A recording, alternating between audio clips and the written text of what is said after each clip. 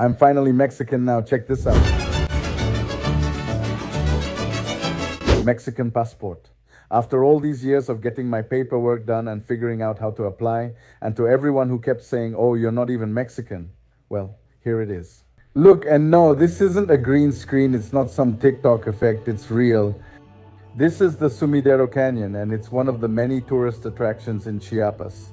I know it looks surreal in the video and it looks surreal on camera, but believe me, it's real. Music,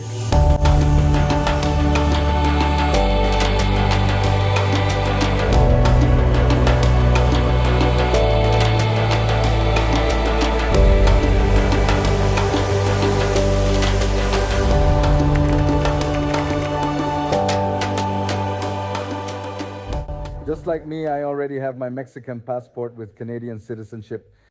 There will be more and more foreigners who are going to become naturalized Mexicans, so our society is going to change. Until now, we have been a homogeneous country.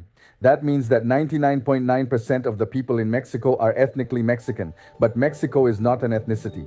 We are already a multicultural country. Within Mexico, to begin with, we have indigenous cultures. Here in Chiapas, I grew up hearing these languages. If you go to Cancun, you'll hear people speaking Mayo, Zapotec, and Nahuatl. We also have the colonial history of the Spanish and Europeans, and we also have Afro-Mexican communities in the coastal regions. And we have many different cultural identities within the country, which are very different from each other. Doesn't someone from Yucatan speak differently from someone from Mexico City or from northern Mexico? I mean, Mexico is already a very big cultural mix. Native-born Mexicans can be very diverse, but we all share a common language, which is Spanish. And does this make the rest of the world generalize all of us as the same kind of Mexicans? But something has been changing in recent years. Mexico is becoming more and more culturally globalized. More immigrants and what they call expatriates from the United States, Canada, and Europe are coming to Mexico. For example, here, look, we're doing a job in Mexico, in the city of León, which isn't a tourist city, and this is not the tourism industry, it's the construction industry. We're installing an elevator here, and I just found out that the boss here is from Romania. What's the name of your city? Transylvania. Whoa. I mean, And how long have you been here in Mexico? How many years now? I mean, there are also remote workers and digital nomads. Just go to Tulum and see how many of those Instagrammers you see there, and cities like Mexico City, which was named the city with the most culture in the world. Go to Playa del Carmen, you'll see it's like half Argentinians. We have that cultural exchange through social media, travel influencers, the culture of traveling around instead of working. So Mexican society is going to change in the future. Look, I'll tell you honestly, in my prediction, Mexico will always have a very strong national identity, and the majority of the population will always be Mexican. But it's going to become much more diverse in languages, lifestyles, and international communities. And just like in Ajijic and Sayulita, it's all Canadians. In Tulum, it's all Europeans. We're going to have more and more of these cultural enclaves from other countries. I mean, Mexico is already diverse in languages, and now we're going to add English and other European languages. Look, it's not that Mexico is becoming multicultural, it's already multicultural. What's happening is that it's becoming internationally diverse. We're going to have a multicultural society with people from all over the world. Have you ever been to a tourist destination in Mexico? You must have noticed that there's always a crowd of people, and there's always at least one foreigner, always. And you see there's an Asian, a European, an American, a blonde person. Well, just like you see this crowd of people here with Mexicans and foreigners, that's how our society is going to be in general. When you go to the bank, to an event, to an office, on the bus, on the street, at the very least there will be a foreigner. Now, how are we going to treat them? We are going to be a fair and friendly country toward them. Right now, Mexico is among the happiest countries in the world and the friendliest countries in the world. Tourists from all over the world come and say that Mexicans are super friendly. They treated me very well because they see that you are a tourist. We see that they are getting to know the place, and it makes us proud that on my day off, I'm also out sightseeing. An American finds me and I say, look, my friend, let me show you around. Come with me, brother. Yes, but what happens if you're working? If you're on public transportation, if you're at the supermarket, you're already competing for resources against a foreigner. We'll become a country where society tells people to go back to their country and takes things to the extreme. We have countries in the European Union that are far left. Immigrants there who commit crimes face no consequences because they're immigrants and they don't want to, quote unquote, discriminate against them.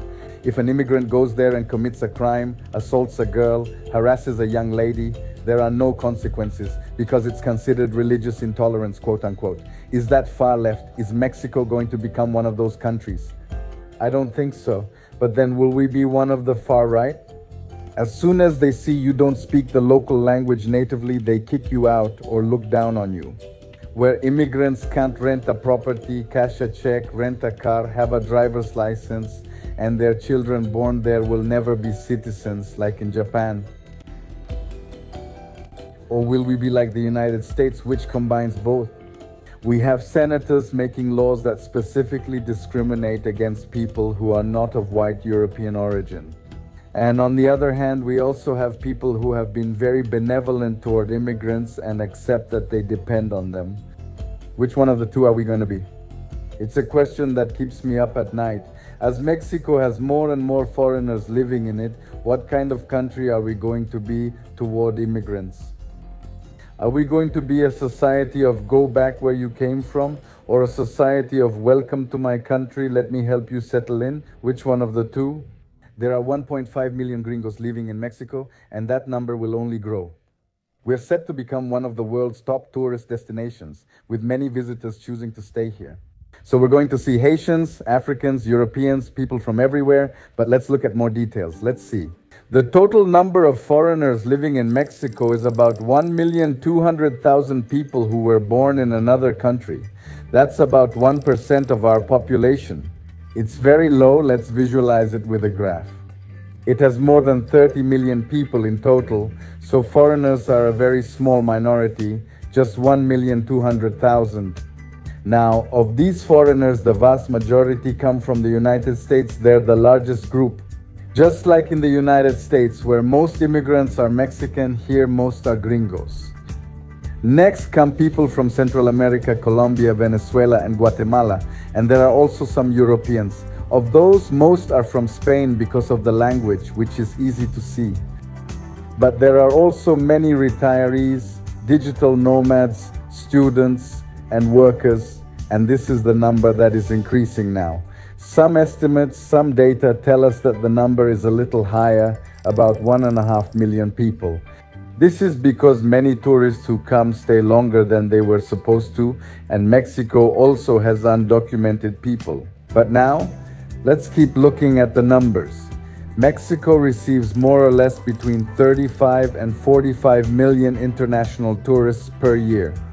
So on any given day, Mexico has between 500,000 and 800,000 tourists in the country.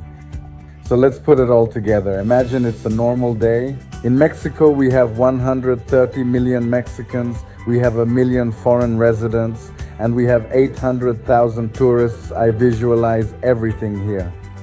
Even so, they are still less than 1% of the population on an average day, and these people are concentrated in small areas. Tourists are not. And foreign residents are concentrated in Cancun, Los Cabos, Puerto Vallarta, and Mexico City. Now, if you go specifically to those areas, it feels like there are a lot more tourists than there actually are. For example, walking through Cancun's hotel zone feels like being in the US. Puerto Vallarta feels Canadian, and Playa del Carmen feels Argentinian. But that's what many more cities in Mexico are going to be like, not just the tourist areas. Just like there are small towns that become designated magical towns. Towns and cities, whether small or large, in Mexico are going to look more and more like Cancun, Vallarta, Los Cabos. That's how our society is going to become multicultural. Cultural.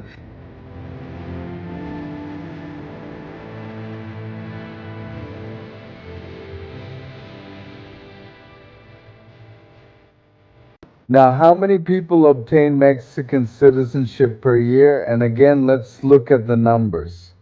Mexico naturalizes between 3,000 and 8,000 people per year. In fact, Mexico doesn't publish a number of how many people have been naturalized. Visit the Secretariat of Foreign Affairs website and check each state.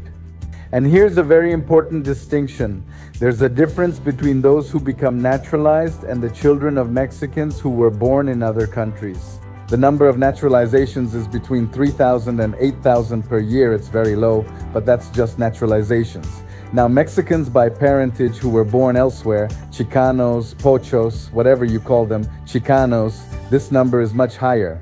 In 2025, there were 100,000, but they are already Mexicans by law.